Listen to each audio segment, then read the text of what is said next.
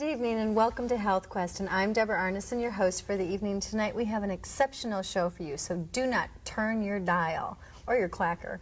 We have Bonnie Minsky, who hasn't been with us in quite some time, and Bonnie is an expert in the field of nutrition, and she is a clinical nutritionist, and she works a great deal with children and adults who have trouble with their kids, such as autism, developmental problems, allergies, working with rotation diets, and she has a practice here in Chicago. So for those of you who need more information, you're welcome to give us a call over at Healing Quest Center. So we want to thank Bonnie for being here. It's great to have you back, Bonnie. Thank you. It's always great to see you too, Deborah. We could just chat and chat and chat and chat away. Exactly. We could be here all night, but we only have a half hour. So. And we're going to talk about kids, which is a topic that is so very needed, and parents are in a total quandary about what to do with their children. So why do you think kids are so darn unhealthy? Well, I'm really probably more upset about this now than I would have been 2 years ago, because I do have a grandson now who's 2 years old. And it is so appalling what I'm seeing out there today. I taught in the inner city in Chicago over 30 years ago, and the kinds of diets that kids were on then are the kinds of diets we are seeing kids across America on today.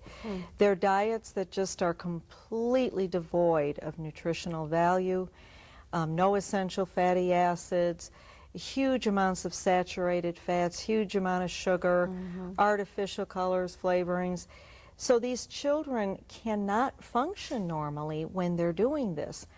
And I thought that this situation, because adults seem to have become a lot more health conscious, I thought that children were improving as well. It would trickle over. And I found it was exactly the opposite. Well, I think, you know, in good part, we understand parents have very little time, and if there is time, they don't even know what to do, right? That's very true. And clueless. they keep saying, oh, the child wants the fast food. But I've had children tell me, oh, my mom's not going to take the time to prepare that.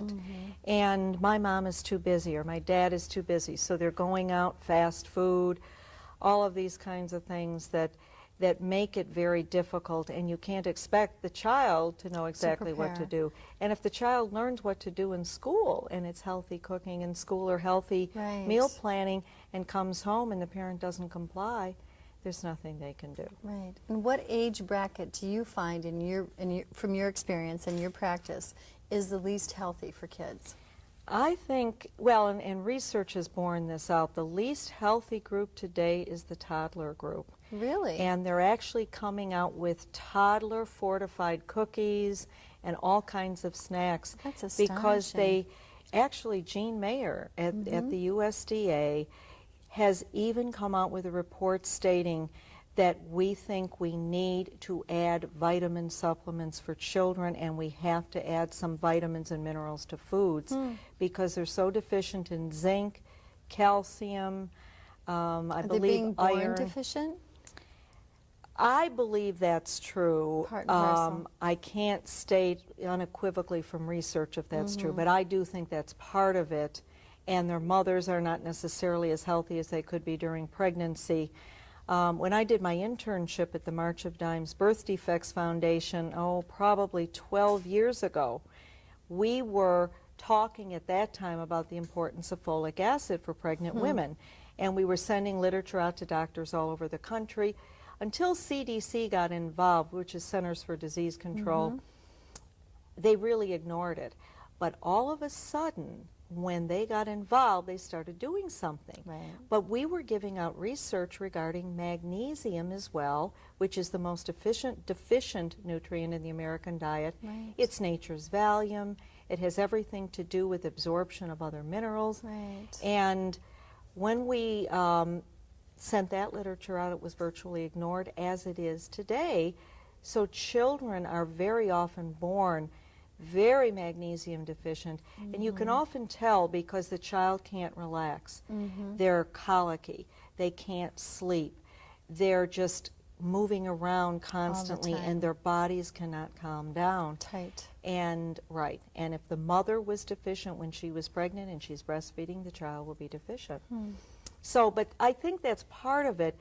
But I think it's also because toddlers are living on junk. Right. At schools, they have nothing of nutritional value. They have juice, they have cookies. That's the norm. And I have parents of 2- and 3-year-olds Oh, yeah. saying, but Bonnie, my child is going to school and they're other serving kids are cookies, eating the other it." kids are having it. What about my child?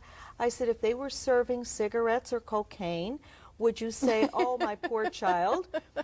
But I other said, kids this are is doing it." poison for your child, just like those are. That's a good and way when to a put it. child learns to say no at an early age, it's a lot easier to say no in high school and college when everyone's doing these other yes, behaviors. That's great. Good advice. So So- what about schools? I know when I first started my practice 17 years ago, I was like, oh, maybe I could get into the school system and make a change there. Well, good luck. Oh. Because the hierarchy, and there's way too many chiefs, not enough Indians, and you cannot penetrate that whole quagmire. I agree. Is our school system doing anything to alter or enhance Much lunches? worse. It's worse Much because worse of than vending ever. machines? About 15 years ago, I was able to get into a number of suburban schools and make bless you. quite a few changes in the lunchroom, and we put a core educational curriculum together that was fun. But what has happened now is that we have food service, big food service companies taking over. And these companies are providing the school lunches, which are absolutely deplorable. I've looked at many of them and have tried to alter them. And I basically said to the schools, I can't. I have to start from scratch. But they figure they're saving a huge amount of money in food service doing that. But when they look at what they're spending for more learning disabilities, what they're spending for children Special who have very ed. special needs, and they need a smaller child-to-teacher ratio now, they're spending much more if they look at the total picture. Do they see that when you point that out? Yes, they do. Once it's pointed out, but then again, how to go about this becomes very, very difficult. So you encourage then, I'm sure parents and teachers alike to tell kids or parents to tell the children to bring their food from home. Exactly. Let your mom make something off the Right. bone, make a sandwich. Right, but that is where we are now with a real crisis. And I was just on the phone today with a lawyer whose child has very severe food sensitivities, and we're going through this right now. It's not just the lunch program, because of course you can bring a lunch. My children never ate school lunch. To them, it was a punishment if I told them they had to eat school lunch. They knew they did something wrong. But it's giving out all of these snacks during class. They give out cookie rewards. They give out cola rewards. They have parties all the Horrifying. time. And with my children, it was almost a punishment to be in those situations because to them it wasn't a reward. Right. And so this is what the mother was saying, that she wanted the schools to just stop using foods as rewards. And that's teaching children all kinds of messages that food is not for nourishment. Food is because you did this right, or Right. you did this wrong, or you were sick. You go to the doctor, you get a lollipop. Well, beyond that, No. it's not real food. Exactly. It's a disfood. It's a dysfunctional food. And today, children have such severe allergies. If there was peanut oil in something that was being served that the child wasn't aware of, and they had a peanut allergy, they could die. So the schools also have a legal problem if something happens. Got it. So that's what the biggest problem is today, because you can send a lunch, but you can't stop all of these parties and all of these food rewards. Sidebar question then. What do you think can possibly be done? Do parents have to take a grassroots approach to this and just do some just slam dunk their the people in Washington and Well, their no, the best thing to representatives? do is start locally at your own school. If you can enlist 3 or 4 other very, very vocal parents, and you can go into the school board and present your forum and explain why it's not a good idea to give food rewards during school or have parties using food at school. They could have somebody bring balloons. They could give out stickers, which kids love, Pokemon things. I mean, there's a million different things they could do. Or healthy But- snacks. Let's do Right. some apples with some nut Right. butter. Right, but see, if they serve a snack, well, what we've done with this, if the school is serving a snack for younger children, for instance, because they can't wait to eat lunch, they have to have a little snack. Okay. So what we recommend doing is having the teachers send out a letter at the beginning of the year. These are the snacks that are allowed to be brought to school to Right. share. And if the child comes one day with the inappropriate snack, let's say they bring cupcakes, the teacher says, "Oh, I'm very sorry, we can't serve that today. That's not one of the snacks on our list, but you can bring it home and you can, you know, share it with your family at home." Right. Well, talk about peer pressure. That will never happen again because that child has been ostracized. And usually they're praised for bringing the junky snacks. Right. So when teachers send something like that out at the beginning of the year and they don't allow it to be served if it's not on the list. That's the best way to stop Right. it. Front And center. parents, even at the end of the year, parents can come in and make up a list. But that's the way to do it at grassroots, because if you don't do that, things just keep getting worse and worse. And the school lunch program, I would say that's the most difficult thing to change. So I would change it in the classroom first.